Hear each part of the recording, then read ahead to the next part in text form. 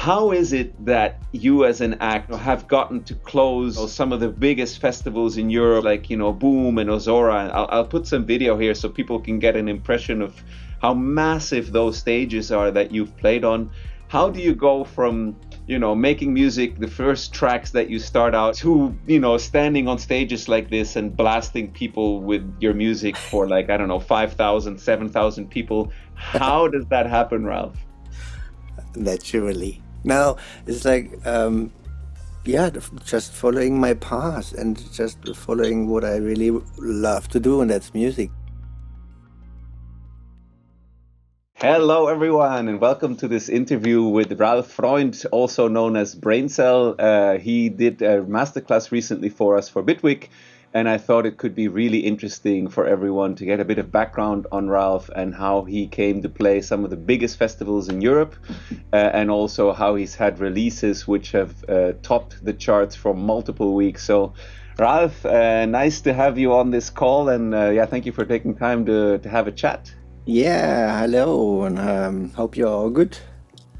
Fantastic. So, Ralph, in today's call, I'd love to cover a couple of things with you, just to give people also an impression of, where your background is. I know that you're a certified Bitwig trainer, and that you've a lot of knowledge to share on Bitwig. We're going to look a little bit also at your suggestions for a hardware studio, but of course also how you got started and how you ended up releasing records, among others, on, for example, Nano Records, and playing BOOM and Ozora and things like this, so that we can maybe give some of your knowledge to producers that are coming up now and are also looking to live with and off their music and play some of these festivals. So maybe to start with, how did you get started in the electronic music scene? I know that one of your earliest projects, where I know you from, was Rasta Aliens. Yes, Rasta Aliens was one of the first electronic music projects, but we had a rock band before, and then the bass player and me as a guitarist, we came in contact with electronic music and was like, let's try this out, and then we are still doing it, and we're actually coming back this year after a long time to make a new album. So these days, I think you release primarily as Braincell, but you have multiple other projects that you are working on, right? I have too much projects, actually. That's what my wife is saying sometimes. I have different projects. So it's Braincell, then I have Solar Spectrum, which is more like a psy-techno thing. Then I have Unknown Reality, which is a chill-out project, and then collaboration projects with Mateus from Brazil, which is Melting Point, which we are also finishing an album now. And then there's, what is else? Undercover Babas, which is with a friend. Oh my God, you really have a lot of projects. Yeah, it's. But actually, this is immediately, from my experience, what I can share, and I think we've chatted about this before. This is one of the life hacks of being a professional musician, as in, living off of your music. Having multiple projects that you can offer at a festival or a club gig is a big level up in how you can actually live from your music. Maybe you want to share a little bit about that. The thing is with creativity and, being a musician and to express yourself, it's always nice to go in different directions. And I get nice feedback from, like for example, if I go to Brazil and I can offer them 4 different projects, just one flight, 5 hours of music is perfect for them. So maybe for those of you that are watching this, that are aiming to make music a career, or at least to play in festivals and clubs and things, what's some of the tips that you can give to people who are looking to get their first bookings and get some visibility and start to play their live set or DJ sets? How would you approach that today? First of all, stay focused for that, what you're doing, and really, get with that what you love to do, and be honest to yourself, and then show up on events and, get the connection to the people directly if you really want to get involved in the artist side and show stuff around or make collaborations, talk to other musicians, and learn your stuff, learn your tools, and try to be unique and not copy anything.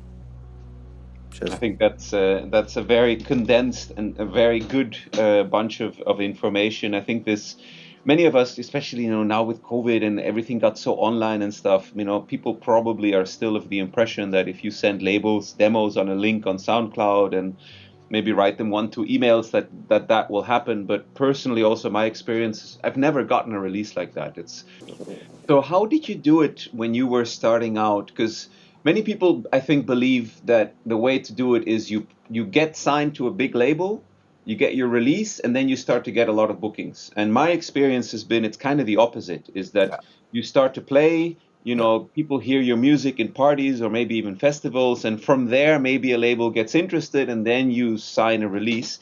Is that also Exactly. how you came up? Yeah, yeah. It's the same thing because, uh,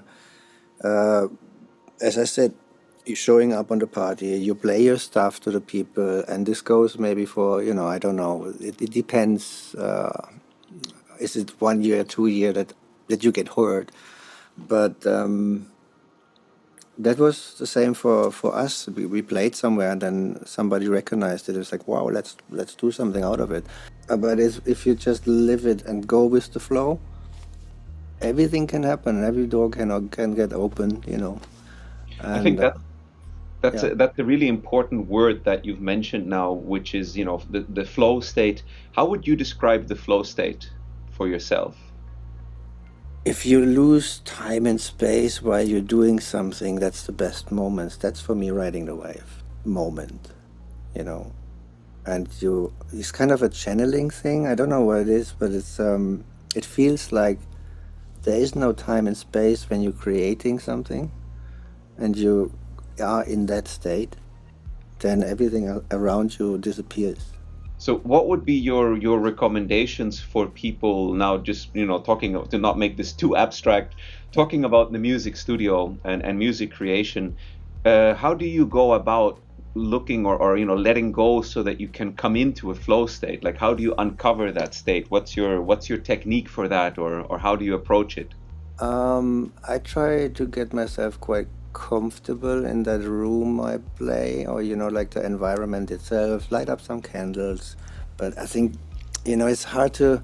What helps for me, as I think is this also in the masterclass, if I watch something which is really funny, it activates your creativity brain. It's the same thing like if you go out and walking in the woods or you make meditation or whatever. Just be yourself in a nice and comfortable state. Having said that, we both have the luck and I guess also just the experience that we've been doing this for like 25, 30 years. But I can imagine if there's some producers that are just beginning now, they're probably saying like, yeah, you guys have, it's nice that you're talking about all this just being such a flow and kind of happening on alone. But I'm sure you also remember the first, 5 years of making music with a hardware studio where everything was a trouble and difficult and complex, and you have to learn everything. So what Yeah, would be your tips and recommendations for people that are maybe starting out now? Like, how would you advise them to go through this early learning phase to get to a place where things can start to flow? try stuff out. Do 100 tracks. Let's just go and keep on going, and then learn out of this. Instead, like making everything perfect from the beginning, it will never happen. That's why you force yourself. Then just try and learn as much. It's always a learning curve. It never ends. Hmm. Even for me doing this for it by yourself, it's not it's not ending. It's like a constant learning thing, and you want to try to get better and better and better, and that's part of the journey. I totally agree. And honestly, I mean, obviously, this is because we offer master classes, this may come across as like, me trying to sell a product, but some of the biggest leaps that I've made as a musician and a sound engineer has been either after watching people create music in sessions where I was, lucky to just kind of be there, and back in the early days, like watching people like GMS or also Earthling or other people that I just watched how they were producing, and then feeling the vibe that these people were in while they were in the studio was like, really impactful and important to learn from. So coming back maybe to some tips that you could share with people, that are starting out.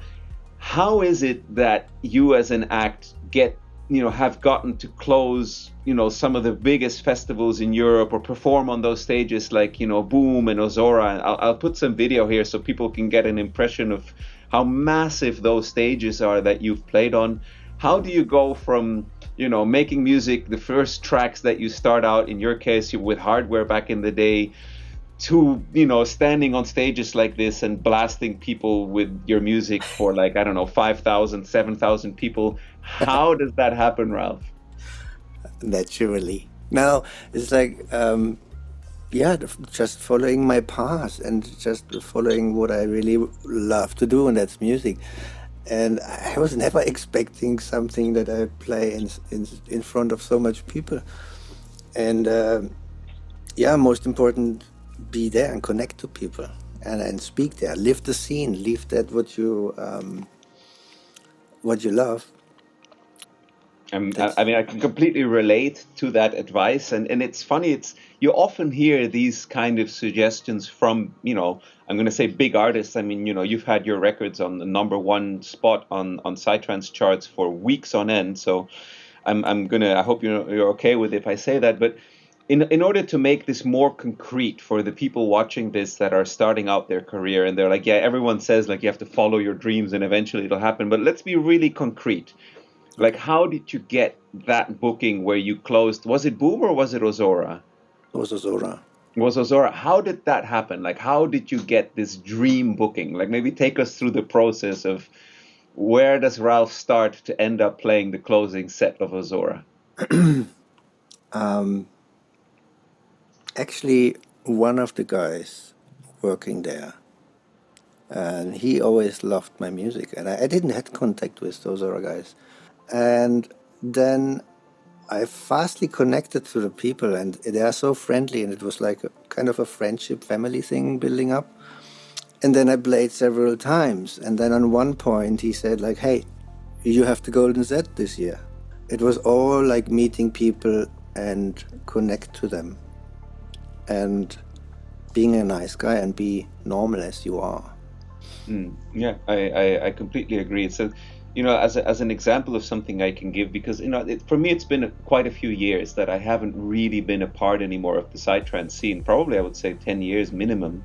And back in the day when I was living in Hamburg, I knew all the people like Matt from Mushroom, from Mushroom Magazine, or like Sam that back in the day from Chai Shop. And through them, you get to meet more people. And I was DJing and blah. And eventually, I ended up meeting the people who released then my record back then, which was Alex from YSC. And it was also a very organic process. And there's always weird ways, even if you're living like in some village in the middle of nowhere where the only thing you have is your laptop, your music, and an internet connection, that can be enough to get out there and get started. And don't feel like limitations of either gear or you're not in the scene because you live in a country where there is no scene and you're far away from everything. If you follow your heart and your dreams and express what you want to express honestly, there are ways to make it happen, and the universe, if I can call it a little bit esoteric, will support you in making things happen. If you spread this energy out, it will come back on one point, but then don't go frustrated if it's not happening instantly. That's maybe also things that some people, I know it from some people from the workshops, like, I want to be a star. Like, yeah, cool. It's not going overnight, and you have to be patient to kind of following, especially the music creation or every creative job can be struggling, but you have to follow it and live it, and then there will be stuff happening. And there are so many ways nowadays, like with this online, we have a lot of possibilities to get heard, but it's also a bit more difficult because there's so much, and it's hard to focus on specific stuff. I think one of the things that we've been talking about, maybe you can share a little bit sort of as your closing thoughts, if you had to give yourself advice when you were starting out, you know, how to build a career in music and you know, how to become an artist, what were the things that you would tell yourself? Like, how would you get started if you were starting today fresh? Um, really have fun what you do and learn the tools you have. Doesn't matter if you are a hardware freak or a computer freak, whatever. Learn the tools you have and do the best out of it. And for sure, this takes a while, but it's important to know your tools instead of, because we didn't had much idea how things worked and how, so it was a long learning process. And back then also we didn't had the possibility to speak to other musicians much because we didn't had connections. And I agree. Yeah, it's very, very important to have a deep understanding of the tools you have, because it allows you to make not just sound, but also your unique sound to express yes, what you want to say, rather than just making something that sounds maybe like, you know, electronic music. But the idea is hopefully to put something in that's uniquely yours. So we offer this great masterclass that Ralph has done over on rapidflow.shop, where he takes you through everything from A to Z on Bitwig, but he also does a tour of his approach using hardware in the studio and a track breakdown of one of his Psytrance tracks. Thank you so much, Ralph, for having this chat and yeah, sharing so much of your experience and your little tricks and insider knowledge so generously with everyone. It's thank you for putting your masterclass on Rapid Flow, and for anyone that wants to check this out more in depth, head on over to rapidflow.shop, and then Ralph can teach you. He also does one-on-one coaching, so if you want to go in depth, check that out. It's also linked on our website. Yeah, thank you very much, Ralph. Have a great day. thank you.